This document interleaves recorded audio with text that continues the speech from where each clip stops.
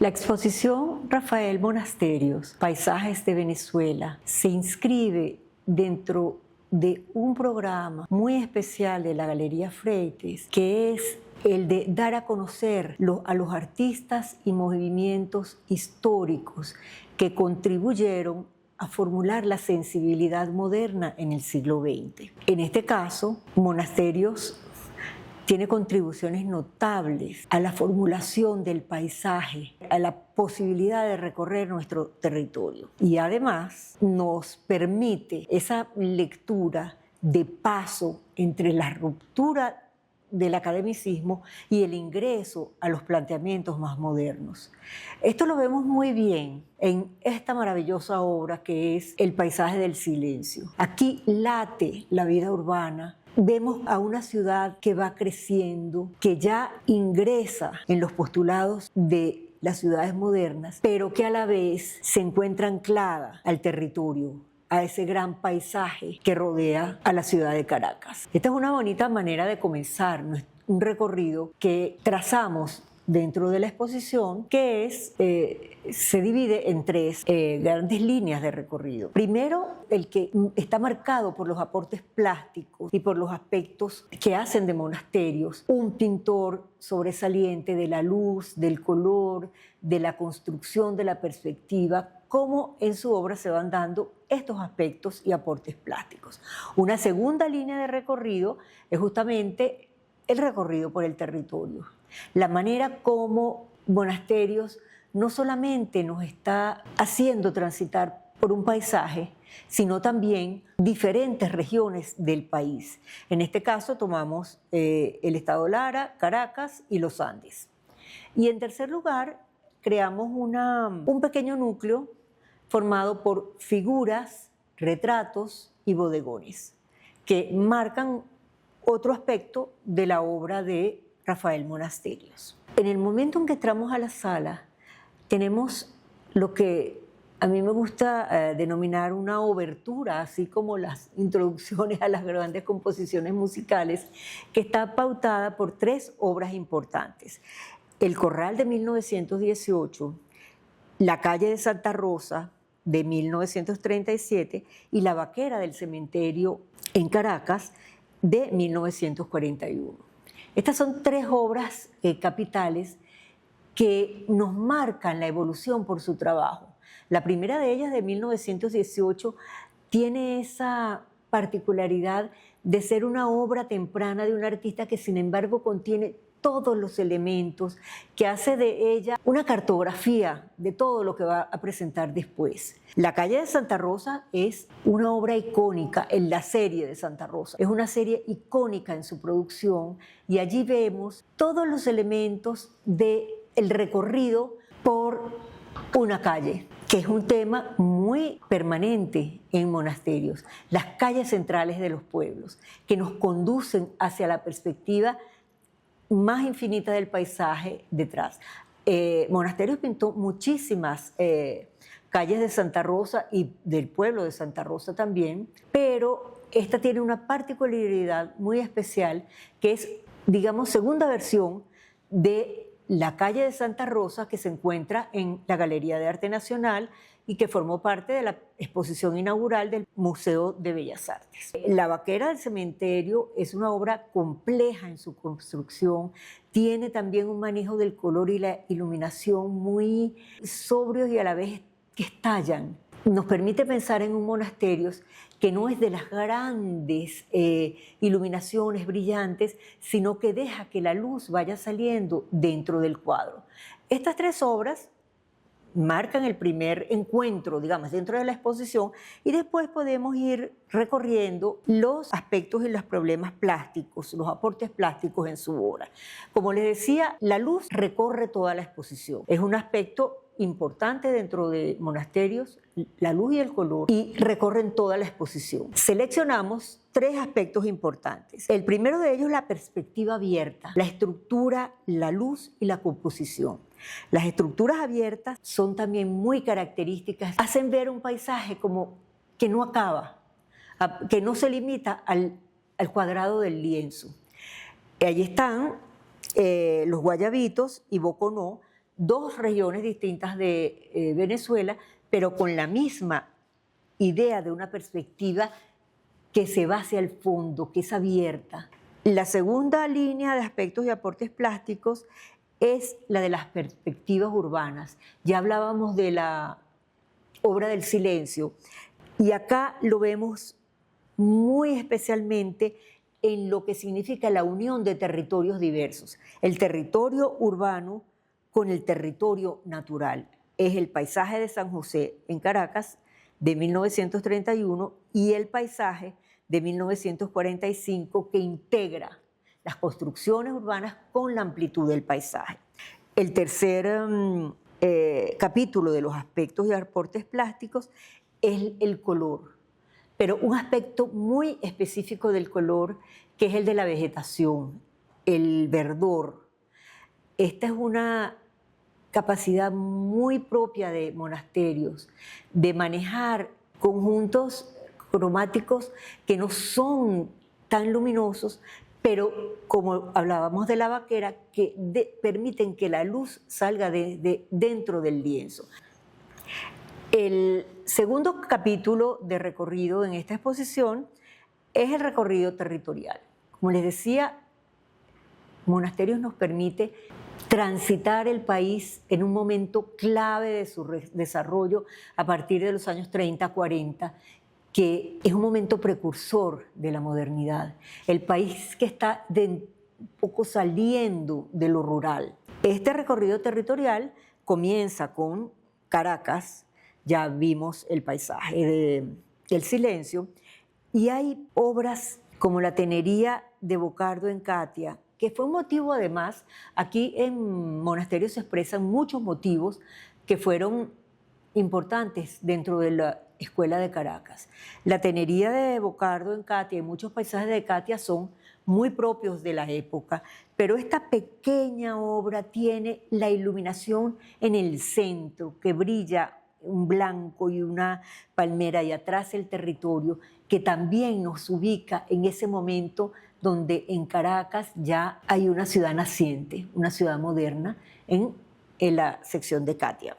Los aledaños de Caracas, que tienen esa inmensidad de lo que es el paisaje de Caracas, con el Ávila atrás y con las pequeñas casas, ya un país que se está urbanizando, que comienza a crecer. Una pequeña obra sin título que contiene una serie de elementos que nos abren al paisaje.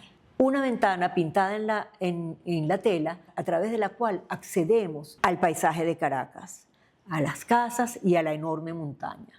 En las tierras larenses tenemos esa manera de saber captar los colores de cada región.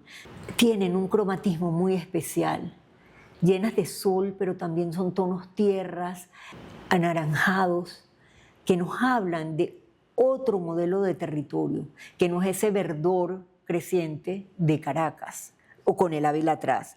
Y sin embargo, la Iglesia de la Concepción de Barquisimeto y las obras sin título y Cantarrana, que también es una obra emblemática dentro de la exposición. Y en este recorrido territorial cerramos con los paisajes de los Andes, bailadores y una pequeña obra, un paisaje cruzado por un río.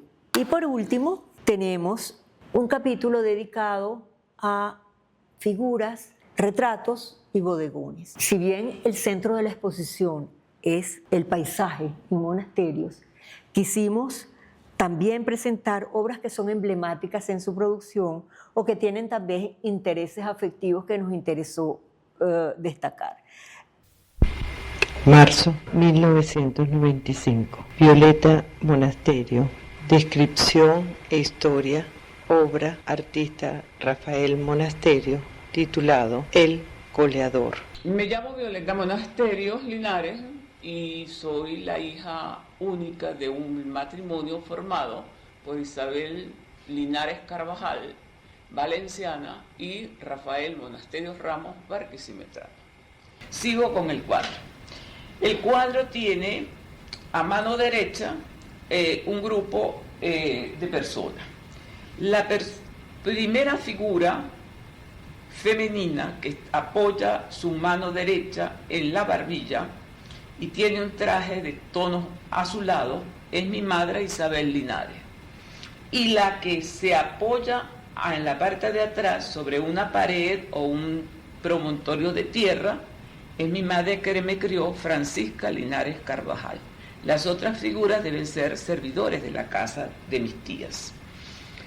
Luego, al fondo hay un paisaje que es de Canoabo, un pueblo del estado Carabobo, donde la familia de mi madre, los Carvajal, tenían hacienda. El paisaje tiene unas calles que están, como se acostumbraba en esa época, cerradas, y ahí se están desarrollando un coleo de toros. Se ven las talanqueras, un hombre que le hace un quite al toro, etc. Tiene casas también en las que hay tonos rosados, que a mí particularmente me gustan mucho en la pintura de mi padre y que son típicos de esa época de los años 20, en la pintura de Rafael Monasterio. Luego, casi la mitad del cuadro lo llena el cielo, y algunos cerros, pero el cielo más que todo, con unas grandes nubes que también al pintor le gustaban muchísimo. Es un paisaje que se ve de un sitio frío, no de esos tonos cálidos, de esos tonos fuertes, de los paisajes de la tierra nuestra de Lara. Aquí hay otra cosa que a mí me parece parecido, me ha llamado siempre la atención y que es propia de la pintura de mi padre. Creo que esto lo llaman una gualdrapa, que es el que está debajo de la silla, y es una manta de tono rojo carmín que a mi padre le gustaba mucho ese tono y siempre en algún sitio de sus pinturas aparece.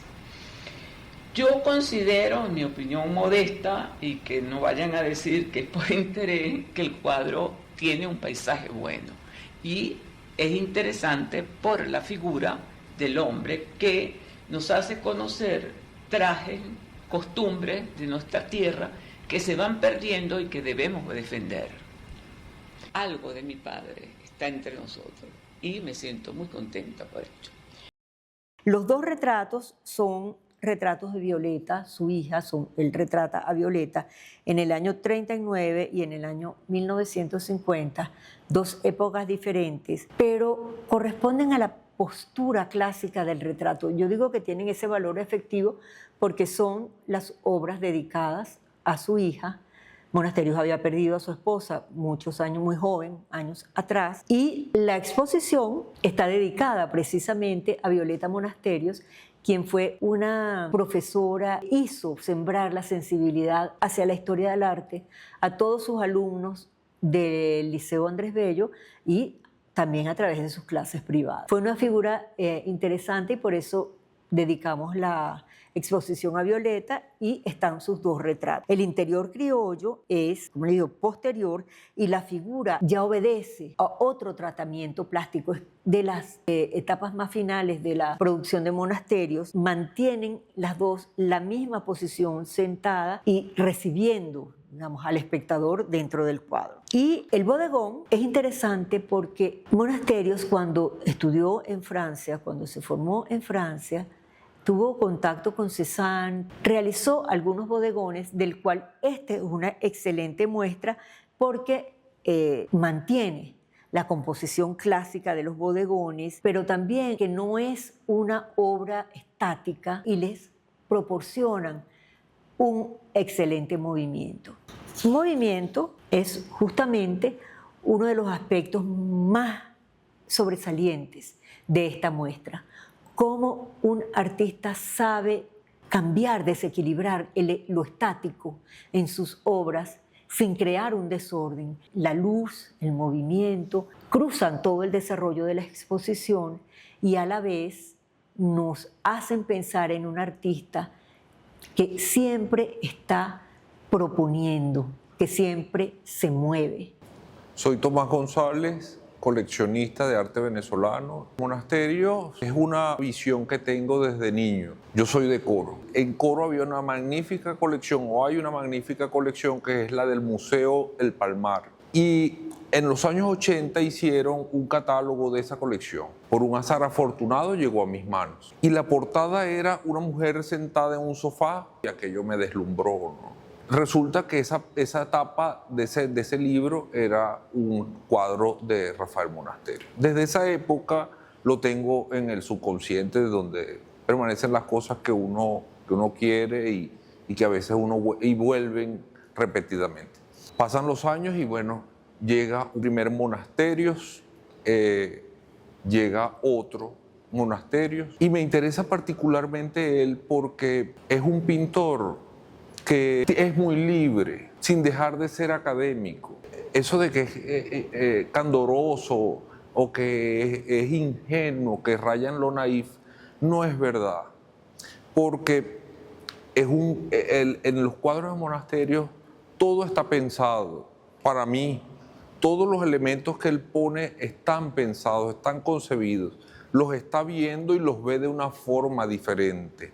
La técnica no tiene problemas plásticos al momento de resolver algún problema de la pintura, en la elaboración de su pintura, pero con una pincelada muy libre, con los colores, el uso del color. Monasterio es un pintor del paisaje al aire libre. Eso es importantísimo tenerlo en cuenta. La libertad que le otorga un descubrimiento, un invento, que son los tubos de colores.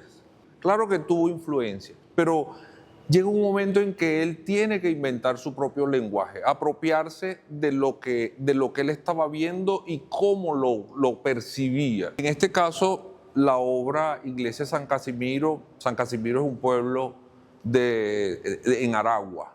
Aquí vemos la yuxtaposición de esos elementos que para construir una carretera, que es una de las cosas que más me llama la atención, que más me gusta, por cómo construye los caminos.